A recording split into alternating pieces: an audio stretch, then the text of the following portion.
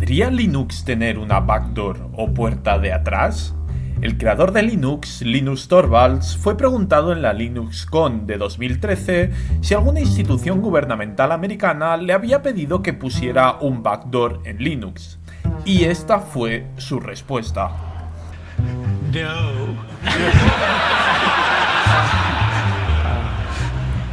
No. So. Not that I can talk about it. Yes. Como podéis ver en el vídeo, Linus dice que no, pero asiente con la cabeza, en tono jocoso, y luego remarca otra vez que no, ya desmintiendo con la cabeza. Entonces se oye al desarrollador surcoreano de Red Hat, Taejun Heo, a su lado, diciendo algo así como «hasta donde puedo decir no». Bien es cierto que todo esto se hace en un ambiente de broma y distendido, por lo tanto todo parecería indicar que es parte de la diversión y que nunca han contactado realmente a Linus para que ponga puertas de atrás en su sistema. Ahora bien, unos meses más tarde, el padre de Linus Torvalds, Niels Torvalds, corroboró que, en efecto, la NSA, es decir, la Agencia de Seguridad Nacional de los Estados Unidos, había contactado a su hijo para que éste introdujera backdoors en su conocido kernel. Pero, ¿qué hay de verdad en todo esto?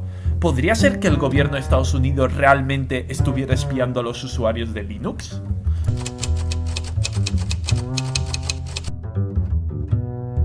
Para intentar aclarar todo esto, empecemos por el principio. ¿Qué es exactamente una puerta trasera y qué efectos puede tener sobre nuestro sistema y nuestra privacidad? Bien, una puerta trasera, más comúnmente llamada backdoor por su término en inglés, es un programa que permite acceder a un determinado sistema sin la necesidad de pasar los filtros de autenticación. De ahí el término puerta trasera.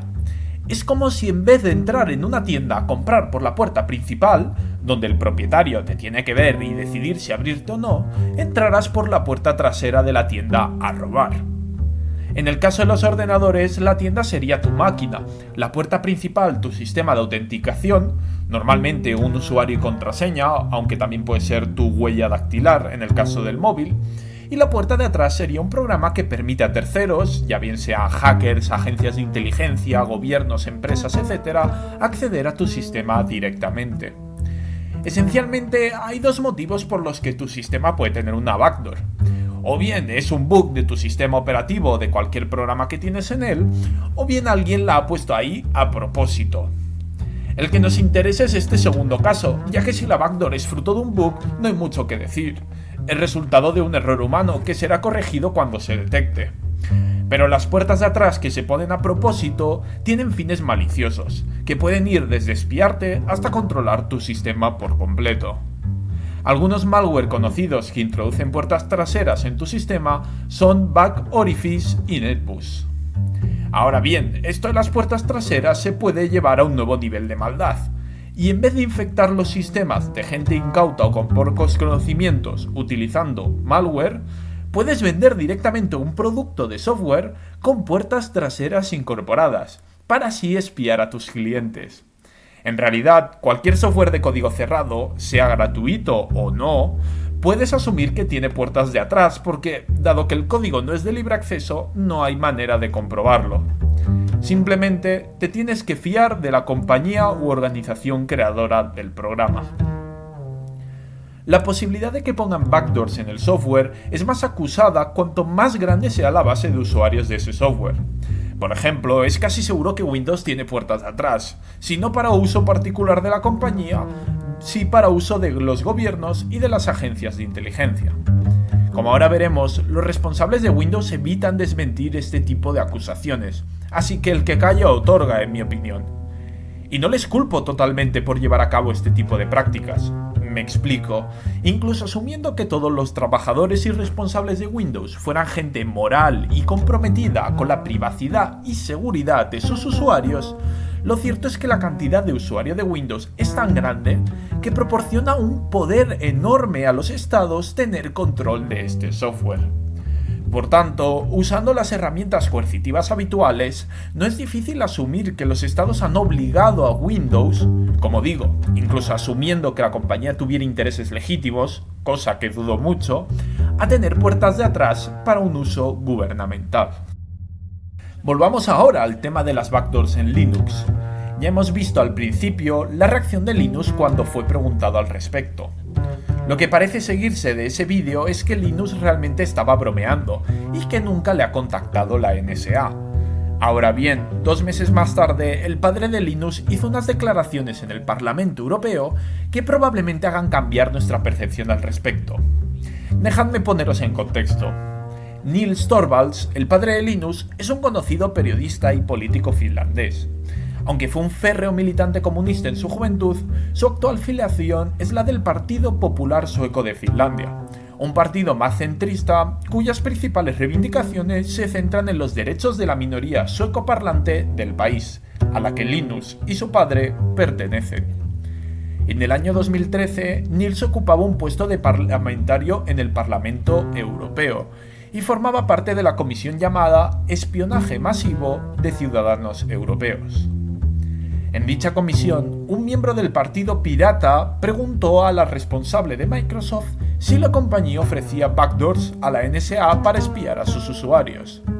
La portavoz no respondió directamente a dicha pregunta, como os decía antes, pero en este momento es cuando el padre de Linus añadió lo siguiente. First of all, going back to intercourse, as you probably know, there is a small town in Massachusetts with this interesting name, and I'm suspecting that all the 3 of you have business there with some organization.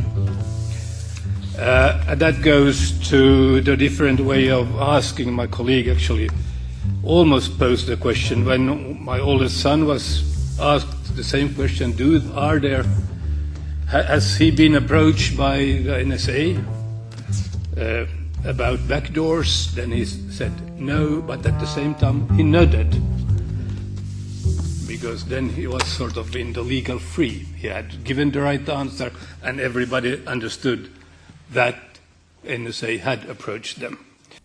Os lo traduzco para aquellos que andéis justos de inglés. Niels Torvalds dice lo siguiente: cuando a mi hijo mayor, es decir, a Linus Torvalds, se le hizo la misma pregunta a saber si había sido contactado por la NSA por el tema de las puertas traseras, dijo que no, pero al mismo tiempo asintió con la cabeza. Así evitó problemas legales. Dio la respuesta correcta. Todo el mundo entendió que la NSA le había contactado. Impactantes declaraciones, a mi parecer. Además, me parece interesante señalar que en su intervención el diputado Torvalds también le aclaró a la responsable de Microsoft lo siguiente: usted ha afirmado que en su software no hay backdoors, pero eso no es técnicamente cierto, ya que podéis tener programas mal hechos que contengan backdoors, pues podéis tener bugs en vuestros programas que actúen como backdoors. Y prosigue explicando cómo le dieron mucho dinero a un determinado programador que encontró un backdoor, es decir, el típico bounty que ofrecen las grandes compañías cuando encuentran errores, diciendo que podrían haber cientos de ellos más en programas de Windows. Me ha parecido interesante destacar esto, ya que entronca con lo que se explicaba al principio, de los backdoors involuntarios que son simplemente frutos de bugs y de errores humanos. Frente a todo esto, mi conclusión es que, si bien no tenemos certezas, queda una duda razonable respecto de si la NSA realmente contactó a Linus o no. Pero es que este no es el único intento que supuestamente ha hecho la NSA de poner un backdoor a Linux. Tenemos al menos otros 2 casos documentados previos a este de 2013. El primero de ellos tuvo lugar en el año 2003 y fue el más grave de todos, ya que realmente se trató de insertar una puerta de atrás en el código del kernel. Para los interesados, dejadme explicaros cómo pasó. Toda esta información la saco de un artículo de Ed Felten que tendréis en la descripción. Por el año 2003, Linux usaba el sistema BitKeeper para almacenar el código fuente del kernel. Si un desarrollador quería proponer una modificación del código de Linux, tenía que enviar el cambio propuesto, y este pasaba por un proceso organizado de aprobación para decidir si el cambio sería aceptado para ser incorporado al código principal o no. Cada cambio que se hacía al código maestro venía con una pequeña explicación, incluyendo un apuntador que señalaba el registro de la aprobación. Resulta que a algunos de los desarrolladores no les gustaba BitKeeper, así que se hizo una segunda copia del código fuente que podía ser accedida a través del programa de control de versiones llamado CVS, uno de los más populares antes de que existiera Git. La copia en CVS del código era un clon directo de la copia primaria en BitKeeper. Pues bien, el 5 de noviembre de 2003, el desarrollador Larry McVoy se dio cuenta de que había un cambio en el código que usaba el sistema CVS, que no tenía apuntador al registro de aprobación.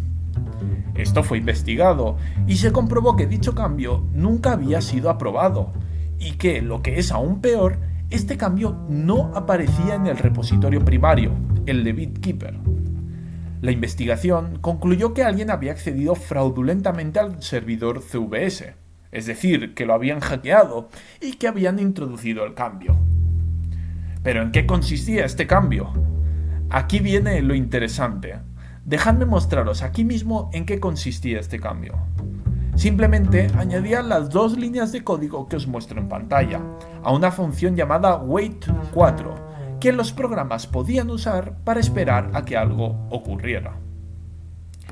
Aunque no sepáis programar en C, ni sepáis cómo funciona un kernel, yo desde luego no lo sé, es muy sencillo entender qué están haciendo estas dos líneas de código. Como vemos, consisten en una cláusula condicional if, que en este caso pareciera que es inofensiva y que está puesta para evitar errores. Sin embargo, al final de la primera línea, lo que uno esperaría es que hubiera dos signos de igual, para hacer una comparación con el 0. Sin embargo, solo hay uno, lo que hace que esta variable UID, que corresponde con el user ID en el sistema, se le asigne el valor 0. Y ahí está el problema. Poner el user ID a 0 es convertirnos en el usuario root, que como muchos sabréis es el superusuario de Linux, es decir, es el usuario que puede hacer cualquier cosa sin restricciones. Tiene todos los privilegios. Por seguridad, en los sistemas GNU Linux nunca trabajamos con el superusuario excepto para tareas muy específicas, con tal de evitar dañar nuestro sistema. Por tanto, estas líneas de código permitían a cualquier programa construido sobre Linux que llamara a la función wait4 de una manera determinada y que hiciera saltar, por tanto, esta cláusula condicional, acceder a todo el sistema y comprometerlo. En otras palabras, estas dos líneas de código son un ejemplo canónico de cómo insertar un backdoor. Para el otro intento de puerta de atrás no me voy a entretener mucho, ya que es menos probable que lo hiciera una entidad gubernamental. Básicamente, en el año 2008, el proyecto Debian, una de las distros más populares de GNU Linux, anunció que el generador de números pseudoaleatorios que usaba la versión de OpenSSL de Debian era débil e inseguro. Os explico esto muy rápidamente. Un generador de números pseudoaleatorios es la función que dentro de un ordenador genera aleatoriedad, entre comillas, aunque realmente no puede ser aleatorio, ya que como bien sabréis, los ordenadores son máquinas deterministas. Dado su estado ahora, siempre podemos saber su estado en un futuro. Los generadores de números pseudoaleatorios generan cosas que parecen números aleatorios, aunque no lo sean. Justamente por eso reciben esta denominación de pseudo. Este tipo de funciones son importantísimas para la seguridad, ya que hay muchas claves criptográficas que se generan mediante números aleatorios. Entre ellas, por supuesto, las del protocolo SSL, el que os he dicho que se vio comprometido. Para simular estos números aleatorios, los generadores de números pseudoaleatorios utilizan como entrada información impredecible del ordenador, a la que se suele llamar entropía.